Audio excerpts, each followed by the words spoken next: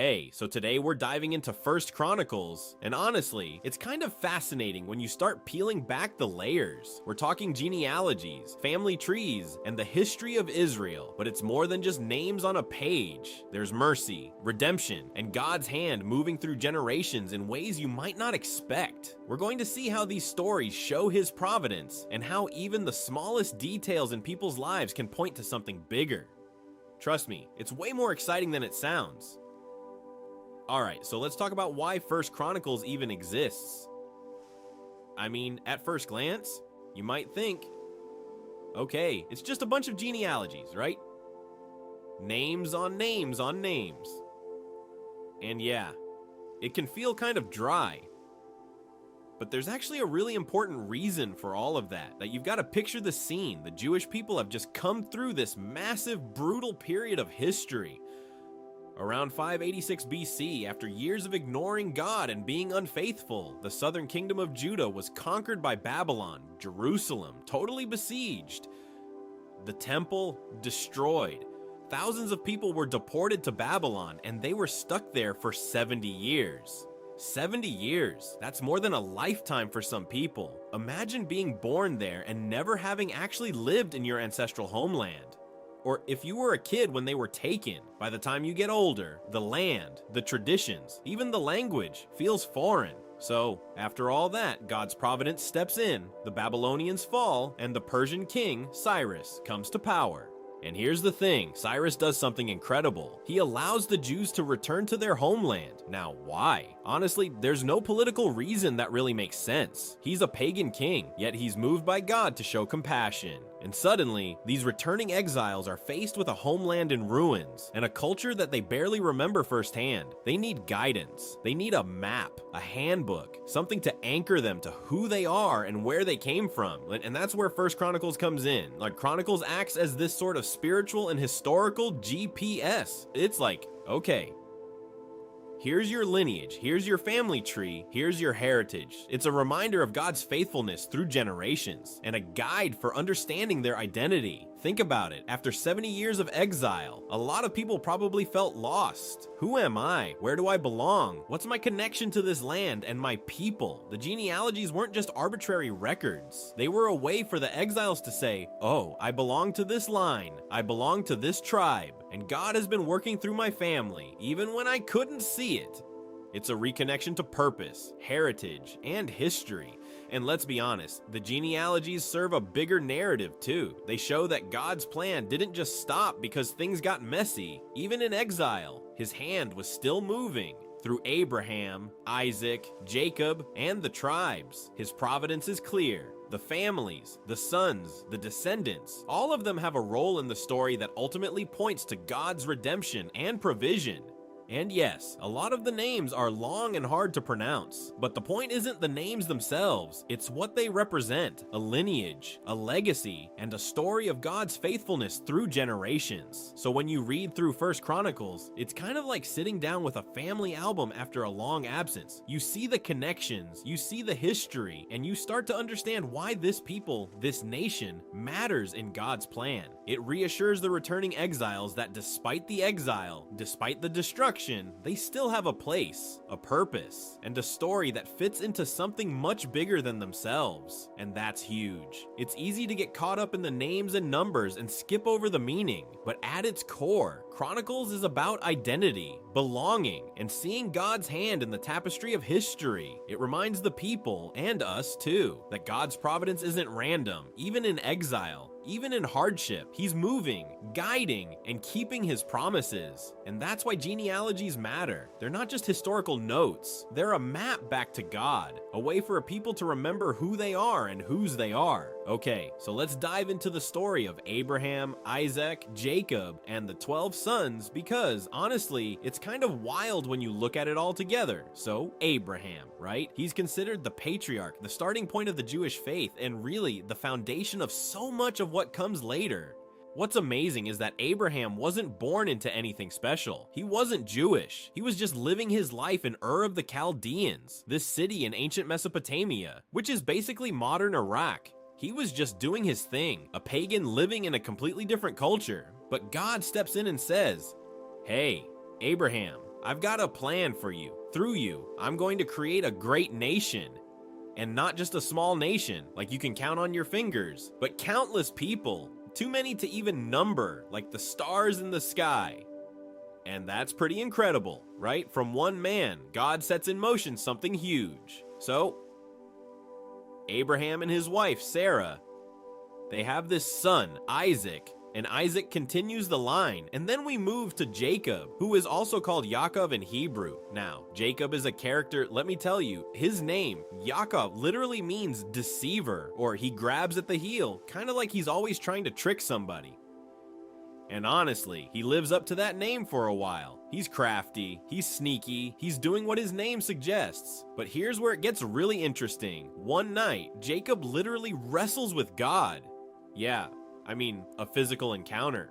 And at the end of this intense wrestling match, God says, your name is no longer Jacob, it's Israel, which means governed by God, or he struggles with God and prevails. And that's huge because this isn't just a name change, it's a transformation, a shift from living as a deceiver to being part of God's plan, being a patriarch of a nation that will carry his purposes forward. Sometimes in life, it takes a wrestling match, you know? Some struggle before you fully step into what God has for you. Now, Israel, Jacob, has 12 sons, and these sons are the foundation for the 12 tribes of Israel. Each son has his own story, his own character, his own twists and turns, and all of them are part of this larger narrative that God is weaving. And here's where it gets super cool. One of these sons, Judah, becomes particularly significant. It's through Judah's lineage that we eventually get King David, and ultimately, Jesus. So the tribe of Judah carries this thread of redemption, of God's promise, all the way through history. Now, and it's so interesting because when you're looking at the genealogies in 1 Chronicles, at first it might feel like just a list of names. But really, it's like a roadmap showing how God has been moving through generations, setting up the people and the families through whom his promises will unfold. And let's talk about these genealogies for a second. They might seem kind of boring if you're just reading them quickly, but there's a purpose. For the Jewish people coming back from exile, these records were essential. They were a way to remember where they came from, who they were, and how they fit into God's plan. It's like having a family album after being separated for years. Suddenly, you see these connections, and you're reminded that your story is bigger than you, that you belong to something much bigger, and that God's faithfulness isn't random, it stretches across generations. And the 12 sons, each one of them had descendants who played a role in Israel's history. Reuben, Simeon, Levi, Judah, Dan, Naphtali, Gad, Asher, Issachar, Zebulun, Joseph, and Benjamin. They each have their territory, their responsibilities, and their unique contributions. Some are mighty warriors, some are spiritual leaders, some like Levi, are set apart for priesthood. And Joseph's two sons, Manasseh and Ephraim, even get a double blessing from Jacob because of God's providence and Joseph's role in the family story. It's all part of the bigger picture, all part of God preparing a people, a nation, a lineage that will eventually bring forth the Messiah. And there's just so much human drama in all of it. You've got favoritism, rivalries, jealousy, and even tragedy. And at Jacob's sons, for instance, they sell Joseph into slavery, and for years his family thinks he's dead. But through God's providence, Joseph rises to become second in command in Egypt, saving countless lives during a famine. It's amazing because it shows that even betrayal, even mistakes, even sin, God can redeem and use for his purposes. And that's exactly what these genealogies illustrate. They aren't just lists, they're stories of God's faithfulness, his redemption, and his plan unfolding despite human flaws. So when you look at Abraham, Isaac, Jacob, and the 12 sons, you're not just seeing a family tree, you're seeing God's narrative in action. You're seeing how he chooses ordinary people with all their quirks and mess-ups and works through them to accomplish extraordinary things. You're seeing transformation in Jacob's name change, redemption in Joseph's rise, and the promise of salvation threaded through Judah's lineage leading to Jesus. And in a way, those genealogies in 1 Chronicles are still speaking to us today, reminding us that God's providence spans generations, that he's always at work, and that our place in his story matters, even if we don't always see the whole picture right now. It's history, it's hope, and it's living proof that God is faithful. Alright, now let's dive into the tribe of Levi because, honestly, this is one of the most fascinating tribes when you start unpacking it. So, Levi is one of the 12 sons of Jacob, right? And from Levi come some of the most significant figures in the Bible: Moses, Aaron, and Miriam. You know, Moses, the great prophet who leads the Israelites out of Egypt; Aaron, his brother, who becomes the first high priest; and Miriam, their sister, who is also a prophetess and a leader among the people. Oh, these are all Levites, and they are set apart for God's work in a really unique way. But here's something interesting. The tribe of Levi isn't just about the famous figures we all know. There's also Korah, who is infamous for leading a rebellion against Moses. And yes, that didn't end well for him personally. He and his followers were judged by God. But here's the part that's kind of mind-blowing. His sons, the next generation, end up serving as worship leaders in the house of the Lord. I know, right? Talk about redemption.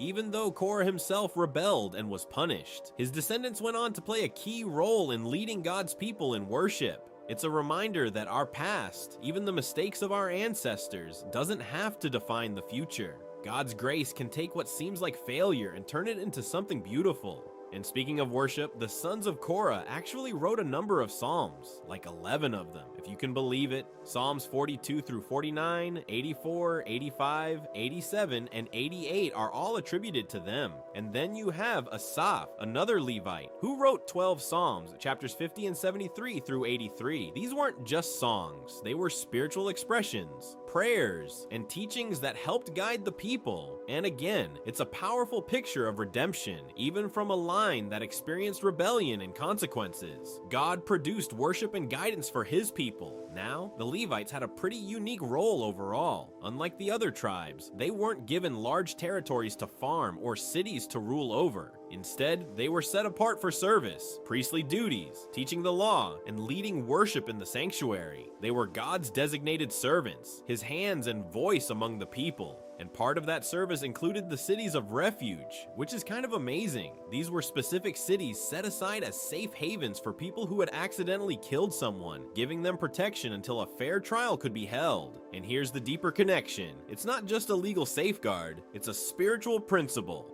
God is our refuge, our safe place, just like those cities were a safe place for people in ancient Israel. And the Levites played a key role in administering that justice, showing how their service was both practical and spiritual. Yes, Aaron, of course, as the first high priest, and his descendants continued in this role, offering sacrifices and leading the people in worship according to the law God gave to Moses. And that's another cool thing. The Levites weren't just performing rituals, they were living examples of devotion, teaching, and guidance. Their lives were a visible reflection of God's presence among the Israelites. And through all of this, you see a theme of God's providence and redemption running through the tribe. Even after rebellion, even after challenges, he provides a way for his people to serve, to lead, and to shine. And then when you look at the genealogical records, like in 1 Chronicles, it's not just names for the sake of names. You start seeing patterns and roles emerge. You see the sons of Levi, the descendants of Aaron, the musicians, the priests, and the leaders. And it paints a picture of how God structured his people. Everyone has a role, everyone has a place, and even mistakes or failures in one generation don't prevent God from working through the next. It's all part of the bigger story. So, when we study Levi, we're not just memorizing names. We're seeing God's faithfulness across generations. We see the high points with Moses, Aaron, and Miriam, and we see the consequences with Korah, but also the redemption that follows. We see the Levites as teachers, worshipers, and mediators of God's presence. And the cities of refuge, they're a brilliant example of God's justice and mercy working hand in hand, something that echoes his character for us today. It's a tribe defined by service, by worship, by redemption, and by God's careful guidance. And honestly, there's a lot we can learn from that about how God's providence works even in our own lives, through generations, and through the people he chooses to lead and serve. Alright, let's jump into some of the other tribes of Israel, because this is where the story gets really rich and, honestly, a little wild. We're talking about Issachar, Benjamin, Napali, Manasseh, Ephraim, Asher, Dan, and Zebulun. Each of these tribes has its own story, its own characters, and unique contributions to the history of Israel. And even though at first glance it might seem like just more genealogies, and there's so much depth when you start unpacking them. Let's start with Issachar. Issachar was son number 9 of Jacob, and the meaning of his name is pretty cool. It comes from the Hebrew words ish, meaning man, and sakar, meaning reward. So he's basically the man of reward because his mother, Leah, declared his birth a blessing from the Lord, and that kind of sets the tone for his descendants. Now, the sons of Issachar were Tola, Puah, Jeshub, and Shimron, 4 in total. And here's the really striking part. In the days of David, these guys were described as mighty men of valor, 22,600 strong. Think about that for a second. They were like the special forces of Israel. Yeah, these guys were tough, skilled in battle, and loyal to their calling. And it's kind of fun to imagine them in their armor, ready to protect their people, standing out not just because of their numbers, but because of their valor. It's a reminder that each tribe had a role, a purpose, and in this case, a warrior spirit that contributed to the nation's survival and security. Now, moving on to Benjamin, the youngest of Jacob's sons. Benjamin's story is a bit tender and tragic if you pay attention. He was born to Jacob and Rachel, and unfortunately, Rachel died giving birth to him. Initially, she named him Benoni, which means son of my sorrow. Can you imagine carrying that name through life? That's a heavy burden, but Jacob, his father, intervenes and renames him Benjamin, which means son of my right hand, implying strength and favor. Isn't that incredible? It's like a complete turnaround, from sorrow to strength, from grief to hope. And it makes you think about how a name and the meaning behind it can shape the story of a person. Benjamin's sons included Bela, Becher, and Jediael. And while we won't read through all the names, the key point is that Benjamin's lineage ends up being incredibly significant. In fact, King Saul, which is the first king of Israel, comes from this tribe. So you can see how God's providence works in setting up future leaders even in the youngest tribe. Then there's Napali, son number 6. Napali doesn't get a ton of attention, just a verse or so, but he's connected to a prophecy in Isaiah 9. Napali's land is around the Galilee region, and Isaiah prophesies that this area, referred to as the Galilee of the Gentiles, will be honored in the future through the ministry of the Messiah. Hundreds of years later, Jesus sets up his ministry in Capernaum, right along the major trade route known as the Way of the Sea. So even though Napali's name is barely mentioned, his land becomes historically and prophetically significant. It's a beautiful example of how God's plan can unfold quietly and then in a powerful way later on. Now, let's talk about Joseph's 2 sons, Manasseh and Ephraim. Joseph, son of Jacob, had this dramatic story of being sold into slavery by his brothers, ending up in Egypt, and ultimately rising to become second in command there. But the family story continues with his sons. Jacob blesses them, and here's a really interesting detail. Joseph gets a double blessing. Both Manasseh and Ephraim received their own allotment within the tribes, which is unusual because normally a father's blessing passes through a single son. But Joseph had endured so much betrayal, hardship, and even favoritism from his father Jacob, and God's providence places him in a position to secure these blessings for his sons. It's a story that reminds us that God's plan can include restoration and honor after suffering, and it highlights the importance of Joseph's line in Israel's history. Asher comes next, son number 7, and his descendants are known for being strong and capable. The Bible describes them as mighty men of valor, just like Issachar's descendants. They contribute to Israel's army, and their family tree emphasizes both leadership and strength. The idea is consistent across many of the tribes. Each one had a role, whether it was in battle, in worship, or in governance, and their genealogies reflect that purpose. Now, Dan and Zebulun are a bit of a mystery. The genealogies and Chronicles don't really list them, and scholars aren't sure why. Some suggest that records may have been lost during the 70 years of exile in Babylon. But here's the key thing, just because they're missing in Chronicles doesn't mean they're missing from God's plan. God knows who they are, and their descendants continue to exist and play roles in biblical history. In fact, when we look to Revelation 7, we see that Dan is missing from the list of 144,000, which has led to all sorts of speculation. Some scholars believe Dan's omission is linked to prophetic significance concerning the Antichrist, while others note that Dan and Zebulun do appear in Ezekiel 48 during the millennial kingdom. Either way, the takeaway is clear. God's oversight is perfect, even when human records are incomplete. Zebulun, like Dan, has a place in the broader story, and his land and lineage are part of Israel's future and God's plan. It's another reminder that God's providence works even when human history seems messy or incomplete. So when you look at all these tribes together, it's not just names or numbers, it's a tapestry of God's hand at work. You have mighty warriors, prophetic land assignments, redemptive name changes, blessings restored after hardship, and even mysteries in the records that God knows the answers to. Each tribe has a story, a purpose, and a role that contributes to the nation of Israel and to God's ultimate plan. And that's the beauty of 1 Chronicles. It's not just a list, it's a map showing God's providence, his redemption, and how he orchestrates history through ordinary people and families. Even the small details matter. Even the tribes that seem minor or mysterious are part of the bigger picture. And the genealogies remind us that God is faithful across generations, setting the stage for everything he intends to accomplish. Alright, so let's talk about Mephibosheth because, honestly, his story is one of the most tender and striking illustrations of mercy and grace in the Bible. Now, Mephibosheth. He wasn't a king, he wasn't a mighty warrior, he was just a boy, a grandson of Jonathan, the son of King Saul. And here's where it gets really heartbreaking. When he was just 5 years old, there was this chaotic moment after Saul and his sons were killed in battle. His nurse, think of her like a nanny, she grabs him to protect him, probably trying to run for his life, and somewhere along the way, he's dropped. The Bible says he became crippled in both legs. Can you imagine that? 5 years old, a little boy, suddenly everything changes in an instant. And it's not just the physical injury, it's the emotional weight of being the last surviving grandson of Saul in a very dangerous, unstable time.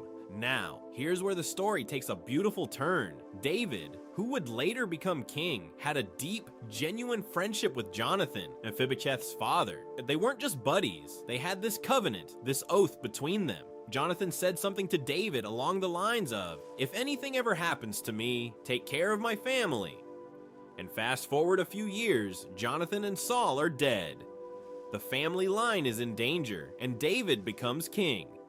And even though Mephibosheth is young, crippled, and basically living in isolation, David remembers the oath. He seeks him out, shows him compassion, and extends mercy. He invites Mephibosheth to dine at the king's table. Wait, think about that. A boy, crippled, from a family that could have been considered rivals or even enemies, is welcomed into the king's household. He's given a place of honor, a seat at the table. That's mercy in action. And this isn't just a historical anecdote, it's loaded with symbolism. Mephibosheth represents all of us. In a way, we've all been, in different ways, crippled by sin, if you will, weighed down by mistakes, brokenness, failures, or circumstances beyond our control. And yet, the King of Kings, God, looks at us and says, "Come, you're welcome. You belong." The invitation to Mephibosheth isn't earned. It's given freely because of a promise and a covenant. That's grace. That's redemption. Even when life has dropped us hard, even when we feel incapable or unworthy, God's mercy can reach us. He can lift us, provide for us, and invite us into fellowship with Him. It's so tender. It's almost overwhelming when you really think about it. And there's more to the story that I love. Mephibosheth's story is also about consistency and faithfulness. David could have ignored the oath or been politically motivated, but he chooses to act on it faithfully, honoring his friend's family. That tells us something about the character of God as well. He is faithful, he keeps his promises, and he cares about even the small, seemingly insignificant people in the grand scheme of history.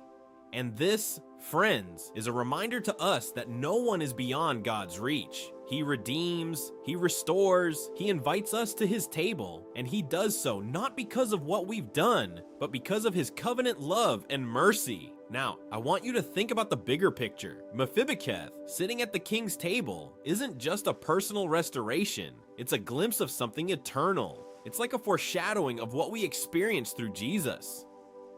We were all, in a sense, Mphibicheth. Broken, helpless, excluded from the life of God because of our sin. And through Christ, we are invited into fellowship with the King of Kings.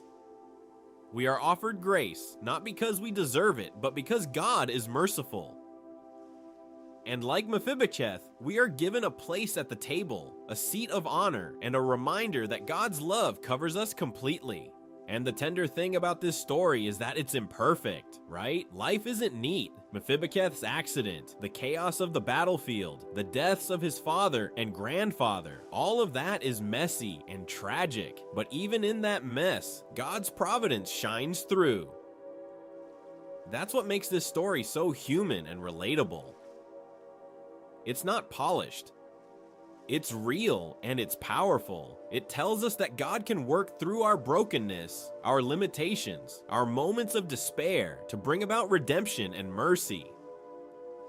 And there's a lesson here about relationships and oaths too. Jonathan's friendship with David, their covenant, the faithfulness to act on that promise years later, all of that mirrors God's relationship with us. Even when we are far from perfect, even when life has knocked us down, God remembers his promises. He sees us, he calls us, he redeems us. And that's exactly what Mephibosheth experiences.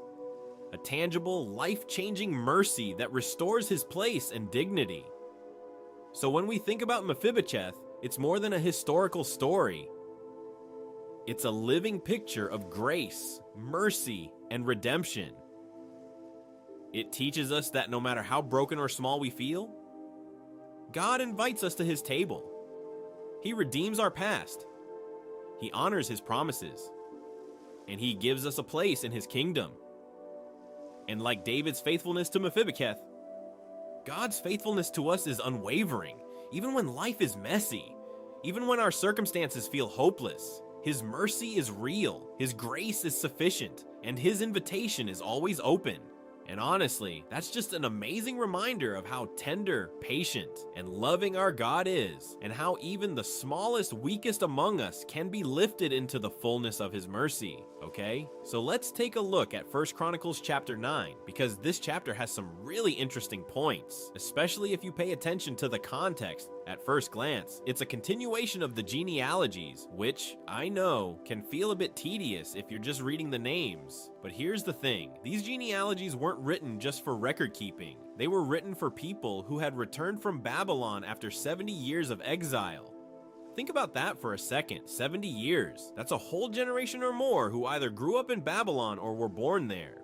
Their connection to the homeland, to their family, and to their heritage was kind of lost. They didn't know where they belonged, who they were, or even the language and customs of their ancestors. So these genealogies served as a kind of anchor, a reminder of identity and belonging. They were a way for the people to reconnect with their history, their tribes, and ultimately with God's plan for them. Now, the chapter mentions that all Israel was recorded by genealogies and inscribed in the book of the kings of Israel. And that's really the point. It's like saying, here's the official record. Here's the proof of who belongs to what family, to what tribe.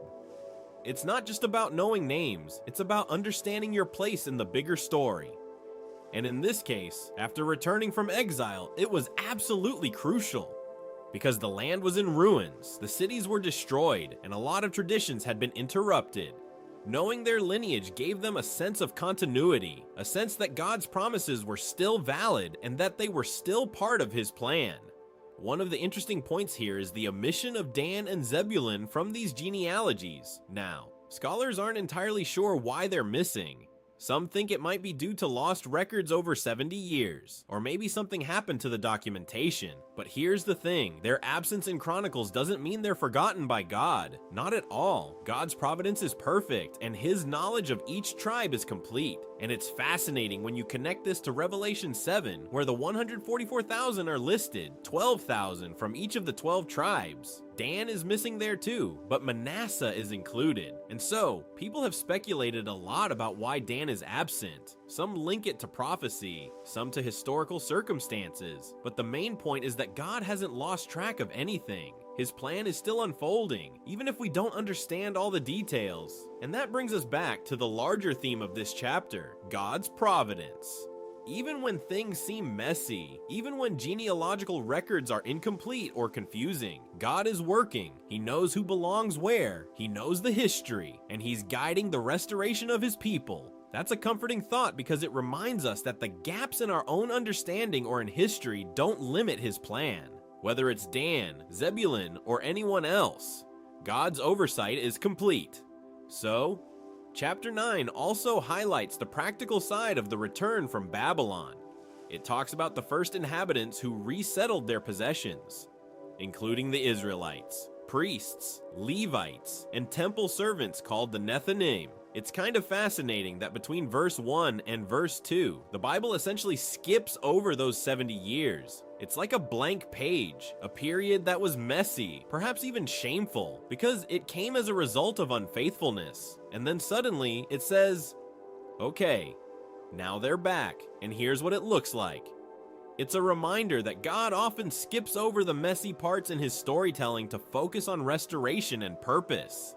And that's exactly what the genealogies accomplish. They connect the people to their heritage, restore a sense of belonging, and remind them that they are part of God's unfolding story. It's identity, history, and providence all rolled into one. And honestly, it invites us to reflect too. Even in our lives, God can restore broken lines, lost connections, and moments of exile, whether literal or figurative. He can take what feels forgotten or overlooked and weave it into His greater plan. That's a really powerful, reassuring message when you think about it, because it shows that God's faithfulness stretches across generations and His attention to detail is perfect, even when we feel lost or incomplete. So, as we wrap up our journey through 1 Chronicles, I hope you're seeing the beauty of God's mercy, His redemption, and the careful way He orchestrates everything through history. Mphibicheth's story reminds us that even in brokenness, we are invited to the King's table, welcomed into His grace. It's a tender picture of God's providence and love at work. If you enjoyed exploring these stories with me, go ahead and like the video and subscribe so you don't miss the next part of our study. It's going to be good!